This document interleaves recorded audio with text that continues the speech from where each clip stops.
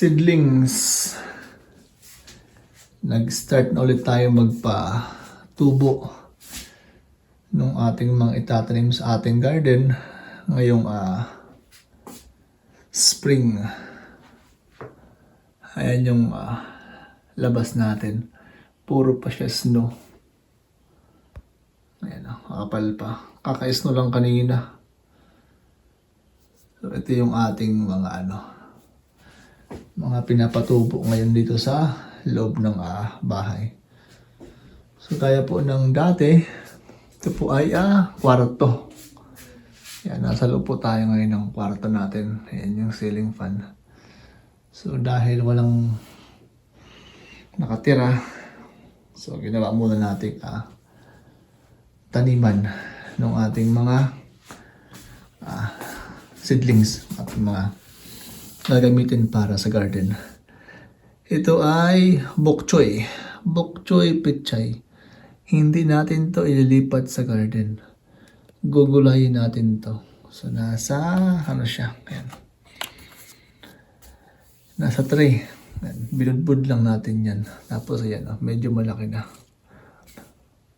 And pwede na mga Sabado or kaya Lunes, pwede na po yan silang lantakan. Bok choy pechay. May ma-harvest tayo ng maaga, no? And ito ay kamote. Itong mga kamote, galing po ito. Tayo dito. Galing po ito doon sa ating garden nung summer. Kaya maliliit. So nagkaroon siya ng laman. Tapos yan, sinib natin. Then, yan po yung ating pinatubo. Tapos sa ilalim po niyan ay mayroong heat mat. Para medyo mainit yung kanyang lupa at tumubo po siya ng medyo marami. Ito hindi bulok yung iba nating yung ating ibang kamote. Ito, papatubo tayo ng ibang mga next week. Kapag nabuhay ito, ipapakita ko sa inyo. Okay, so meron tayong kamote, meron tayong pechay. Ito mga siling panigang, kayin, tayo chili, ayan. Start na sila. Ayan, marami na. Ito sa garden ito ilalagay, dalawahan. Panigang, ayan o. Wow. Yan, panigang. Ilan to? 2 linggo o 3 linggo. 3 linggo ata to. Tapos 2. Yan. So tinatanim natin sila ganito. Yan. Sama-sama together. Yan o. Yan. Sama-sama together. Ganyan. Para hindi masyadong sa space. Tapos hinihiwalay natin yan. Yan. Actually pwede na po ito eh. Meron dito sili. Yan. Sili. Tapos talong po ito. Yan, sama-sama together. Tapos pagka nahiwalay na, ganito na siya. Yan, ito naman ay tomato, kamatis, San Marzano. Yan. Tapos meron tayo ditong millionaire eggplant, yung ginagamit natin sa garden madalas. Yan. So ito siya dati, ganito rin siya ganyan. Tapos pag nilipat natin, ganyan na po siya. Ayan. Tapos yan. Yan. Medyo lumaki na ng konti. Sa taas, mayroon din. Yan.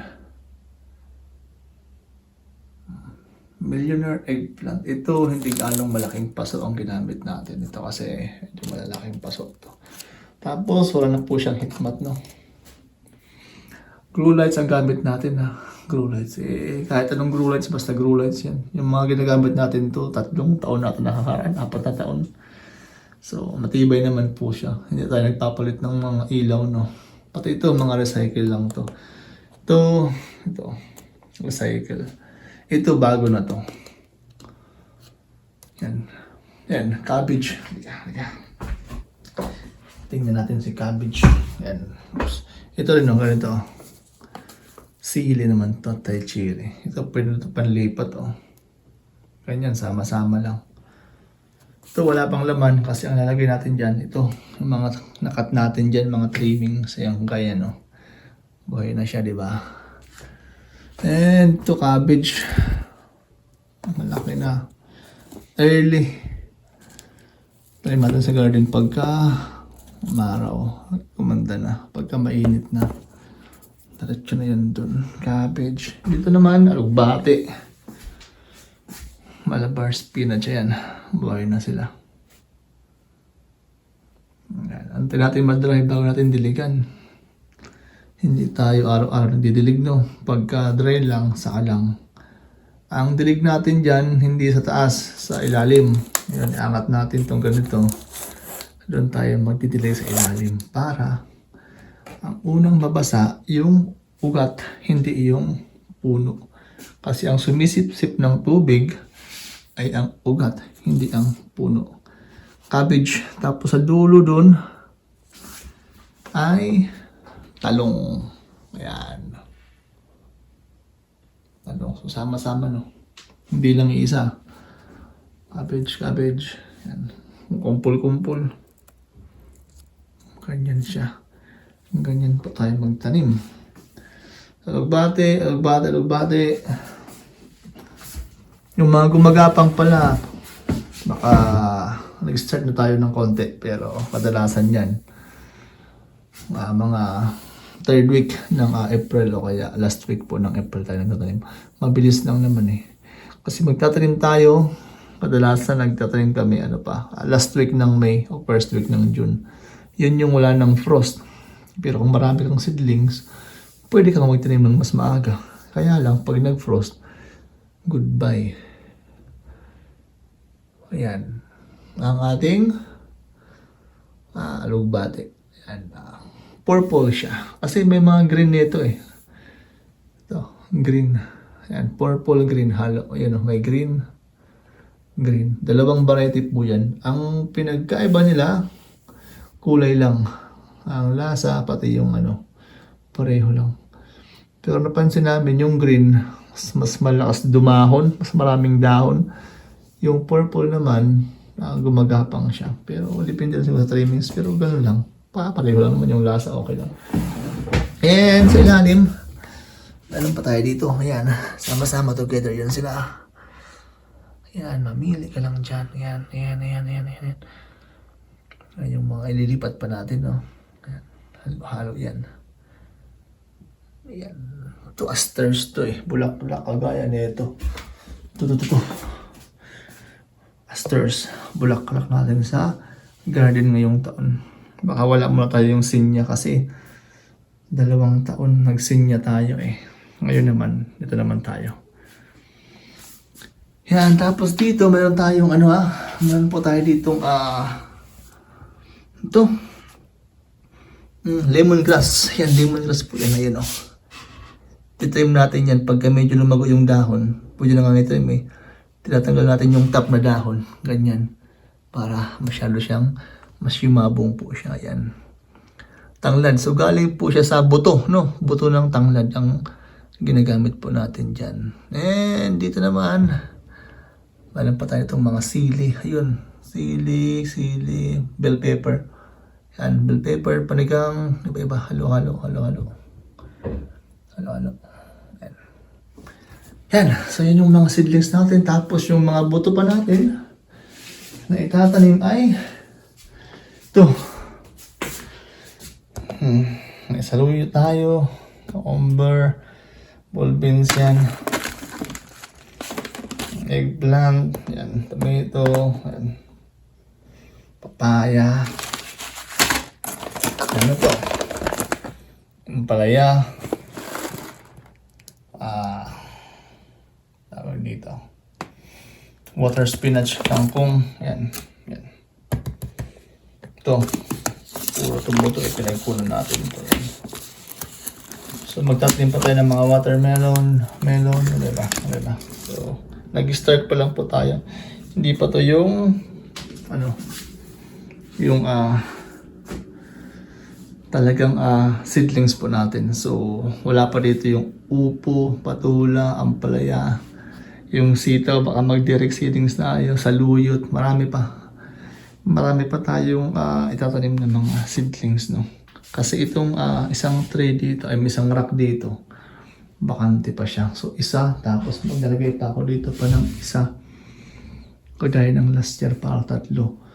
And pag nagpa-araw tayo, saka na yun, sa spring yung pag mainit na, nilalabas lang natin to, no? Kagaya ng ginagawa natin. Labas yan lahat, tapos ito natin didiligan sa labas. Pasok sa dito, kaya may sa garahe. So yan muna yung ating mga seedlings na gagamitin sa garden ng taon. So yung seedlings natin, tayo po yung nagpapatubo, no?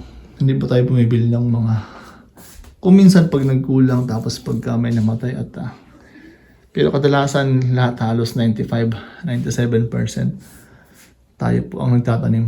Halos 100 nga, maliban sa mga minsan may bulaklak kasing binibili, pero kadalasan tayo lahat ang nagpapatubo at nagpapalaki ng ating mga binhi sa garden. So yan, maka to, nalipat natin yan sa sunod na araw kaya sa weekend kasi busy tayo sa trabaho. Yan. Okay. So far magandang tubo. Maganda. Panalo. Yan. Tapos, ito yung mga nakuha pa natin mga mga insekto. Yan, ang dami. Yan, meron tayo yan para pandikit. At dumikit sila dyan at hindi na sila dumami pa. Okay, so yan yung ating pangtanggal ng insekto. Yung pamatay. Yan. Baka ito yung una nating harvest. Tapos sa basement, meron tayo doon mga iba-ibang gulay pa. Yung malalaking lemongrass, meron dun. Tapos, yung gabi, meron din dun. So, okay. Ito muna yung update ngayong araw. 6:30 ng gabi. Pero maliwanag pa. Kaya lang may snow. Yan. Ikot tayo sa garden next time. Pakita ko natin yung garden. Kung ano yung itsura. At, ito. Baka sunod ito kung tumubo, no? Ay, tapos pala sa ilalim, heat mat po yan sa ilalim, no? Tapos may cover siya. Para yung init niya, nasa loob. Kasi kung walang cover, walang heat mat, minsan kasi malamig yung lupa. Yun ang ginagawa natin pag tatanim ng mga buto. Okay, so mahaba na yung ating vlog. Pasensya na kayo. Yan, magandang gabi and maraming salamat po.